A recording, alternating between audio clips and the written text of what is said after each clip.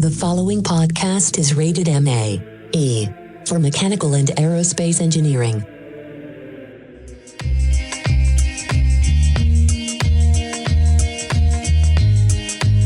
Friends, lend me your engineers. Welcome back. My name is Paul. I'm here with Cameron. Hi, Paul. Hello, Cameron. I want to thank everyone for taking a moment from binge watching Stranger Things Season 2 to take a listen to our very special Halloween episode today. Indeed. It's very special because we have the creative director for show development from Halloween Horror Nights on the show, Patrick Braillard. He's also a UCF alum, so very cool. Well, when I first moved down to Florida, my very first job was working for Universal as a seasonal employee during Halloween Horror Nights. Very nice. Yeah, and I don't think that you really get the full grasp of just how enormous the production really is until you sort of see it from that backstage perspective. True story. Yeah, the scope and the potential of the event itself is something that is crazy to behold. I like you. I didn't know truly what I was getting myself into. As a guest, I had gone to a couple of the events in 2004 and 2005, and again in 2006 after moving down here. But it was until 2007 when I became a performance captain for the streets that I had the opportunity to actually see the behind the stage, like yourself, the immense scope of what we do internally here for all the guests. It is a crazy thing to behold. About how many people do you have working to make this thing come to life? At the beginning of let's see. It starts off at a very small group, actually. It starts off with about 4 or 5 people yelling at each other at a table for about 6 weeks. And then from there, it balloons up to a good couple of dozen. And it stays there and in the development phase for a little while. And then by the time it hits the guests, I would say that all 20+ thousand employees at Universal Orlando, plus the additional thousands characters that we bring on board, not to mention the managerial staff, are all responsible for the event. In fact, I don't think there's a single person. I've said this before, and I've kind of had it confirmed several different times over the last few years that I really don't think there's a single person on property working for Universal Orlando Resort that isn't impacted in some way by Universal's Halloween Horror Nights. Mm-hmm. So this is the 27th year that this event is going on. Does it get easier each year, or is it you're trying to top the last year so you make it more difficult?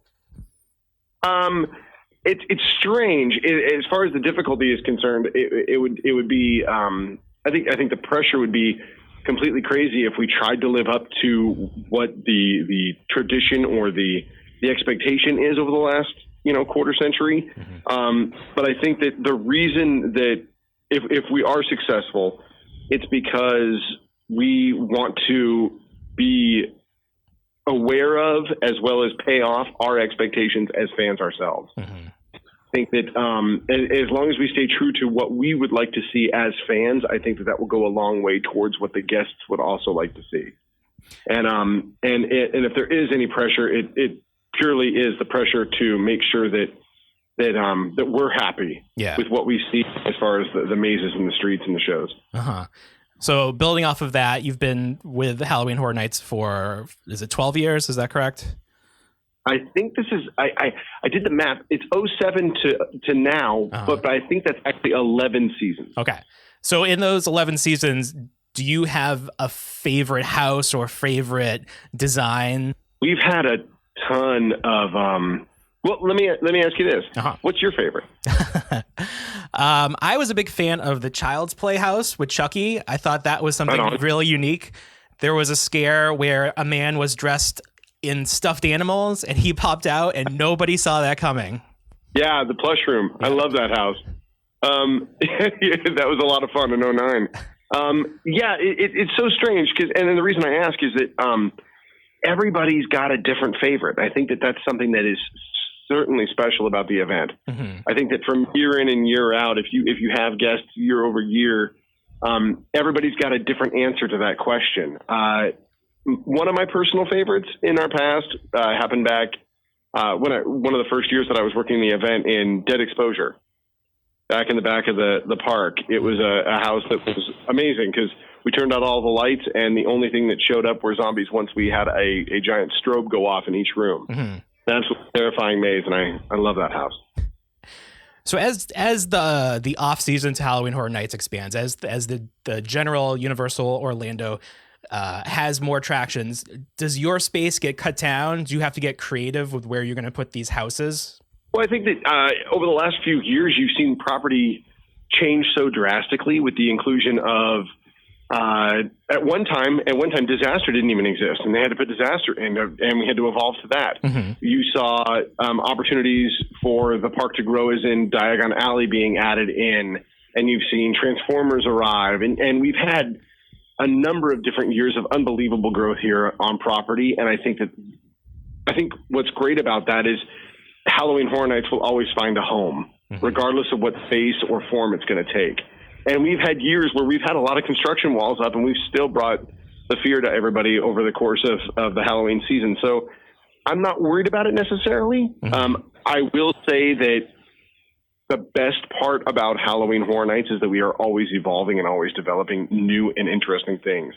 So I don't necessarily worry about the finite space that is included in the parks.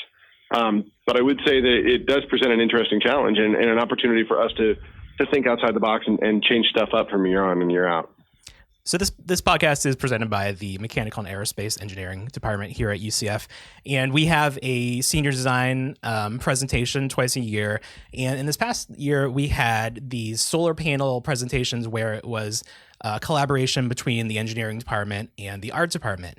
Do you see a lot of collaboration between engineering and art, and can you speak to how important that is? Nothing gets done here on property without engineers. Mm-hmm. It's a fact. We have to work very carefully with not only our architects, but also in CAD design, making sure that our mazes are not only entertaining and aesthetically pleasing, if not terrifying, but also that they are safe for everybody involved. And that is, there's a large amount of scrutiny on our behalf that the company, as well as art and design and creative development, put the mazes through in order to make sure that everything works the way it's supposed to work. It's not an easy thing, and I take my hat off and certainly am honored to work alongside talented people like our technical crews that are able to provide our guests with the temporary structures that are Halloween Horror Nights that are built more like permanent attractions each year, mainly because we want to make sure that the guests have a good time. And the only way to be able to do that is to make sure that their fears are in the right place, that they're scared of the buildings that they are walking into. Right. We also have the opportunity in the creative development department, which I'm a part of, that handles not only the marquee events, but also new entertainment offerings, that we have the opportunity to be able to partner with engineering to make sure that any permanent entertainment structure that we would bring into Universal Orlando Resort is also up to par. And it's wonderful to work with them because 9 times out of 10, you're going to find that those individuals want exactly what we want. They want to have the engineering be hidden from the guests because they don't want the guests to know exactly how things get paid off. Mm-hmm. So if you're an engineering student and your dream, your goal is to work for Universal, work at one of the parks, what's the best way to get your foot in the door? Do you go work at one of the attractions, or what advice could you give to an aspiring engineer? I'm still trying to figure out how I got here. Okay. No, you know what? Everybody's got a different path. Uh-huh. And certainly that's true not only in our department, but in creative development, but also alongside everything. There's wonderful opportunity regardless of what your skill set is for that growth to happen at Universal Orlando Resort, whether it's in marketing or whether or not it's in writing shows or whether you're a performer or you are an engineering student. I think that the key is, and every time I talk to an education group about the particular skill set that I or the members of our team have culminated over the course of the last few years, but every time I have a chance to talk to those groups, I always say, if you're a writer, then you need to write. Mm-hmm. And if you're an actor, you need to act. And if you're a director, you need to direct. Because the more you do, the more you get to do. Yeah. And I think that is also true with architecture engineering, or any of the other scientific disciplines that would go into creating something alongside the artistic or creative side of the business. I think that's also true in the fact that you have to look for ability or opportunity to design as much as you possibly can. If that truly is something that you're passionate about, go after it. And that means that any foot in the door is a good foot in the door, because you don't know where that foot is going to lead you. Mm-hmm. You have no idea what doors or windows may open to you while you're in the midst of pursuing something that might not be, or might feel like it's counterintuitive towards your end goal. You have no idea how that's going to where that's going to lead you, and how that's going to benefit you in the future. Does that make sense? It does. If you want to be involved, get involved, find a way. And just make it happen. And that might not, and it might not necessarily. I think the misconception is that, you know, every actor's like, well, I'm going to do this. Well, you have to start somewhere, right? And that might not be where you want to start necessarily, but certainly shouldn't be where you want to finish. It needs to be a good launching off point, and it might not be necessarily where you might see yourself in the future, but everybody's got to begin at a particular point. Absolutely. And like you said, it's not about where you start; it's about where you end up, and the journey in between. And the journey. So this is sort of a philosophical question, but Patrick, why do people like to be scared?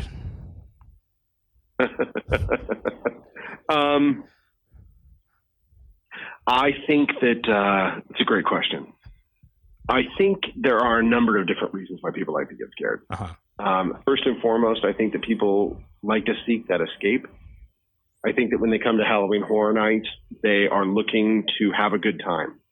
They are looking to set aside their day or their week or their month, and they are coming in to have fun with their friends and to not necessarily relax, but to be open to a new experience that they didn't previously have at their disposal. Mm-hmm. I think that one of the funnest aspects of this job is that when somebody gets scared, they scream. Mm-hmm. And the first thing that happens after they scream is that they laugh, or their friends laugh at them. Mm-hmm. And I think that what's great about that is that it's an automatic cathartic release. They can let go of some of their tension, they can let go of some of their stress, but also I think that by coming to Halloween Horror Nights, you have the opportunity to be able to share that experience with all of your friends as well. That you have the opportunity to share it in a group setting where you can safely get scared and have that stress release en masse for several hours and have a great time doing it.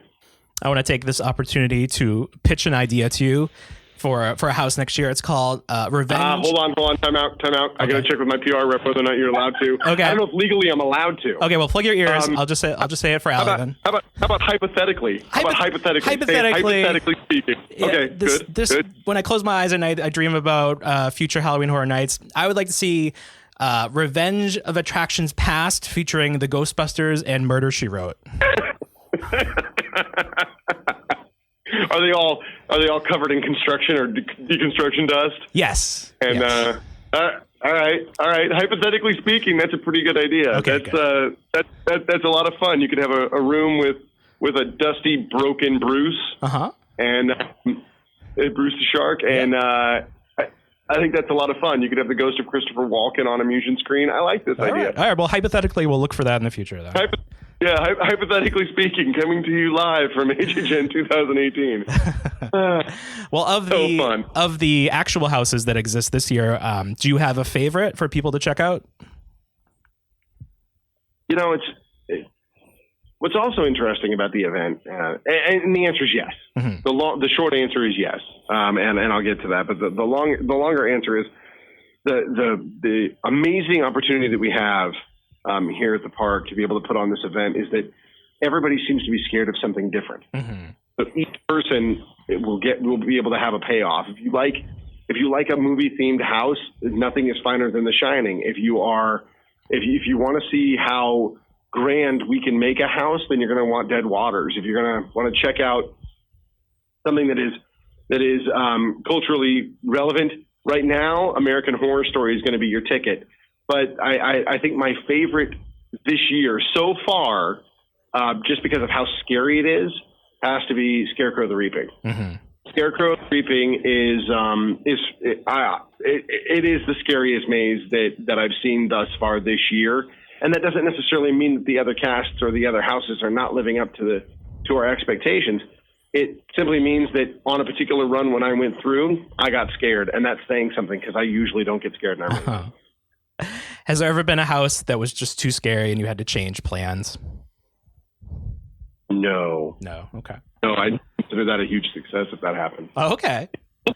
If our senior leadership team had to come to me to tell me to change the scope or change the house because it was too scary, I would for a bonus. Yeah. Okay.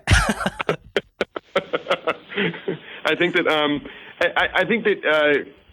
as far as too scary is concerned, no. But here's the thing: is that during the course of the event, you bring up an interesting point in that during the course of the event, we will constantly be making changes to the mazes and to the streets and to the shows in order to make sure that the guests are getting the best possible experience. And so it's make sure that we're receptive to things that happen during the course of the year. And so I wouldn't be surprised if during the course of the year that you see some things change inside all of the experiences. So how quickly do you start working on Halloween Horror Nights 28? We're already working on Halloween Horror Nights 28. Oh, it never ends. No. In fact, we are right now. We're in the concept phase. I was telling somebody on the way over here, I'm about ankle deep on the second maze, and I'm about mid calf deep on the first maze. I think that we're starting that process. Although conversations began June, July, as far as, hey, what do you think about this, or hey, maybe we should go after this kind of house. So yeah, we're already well underway. All right, well, Patrick, I want to thank you so much for coming on the show today. Oh, of course, Paul. Thanks for having me, and go Knights. And always, there's a great, big, beautiful tomorrow shining at the end of every day. And tomorrow is just a dream away. Or a scare. Ooh, or a scare. Spooky.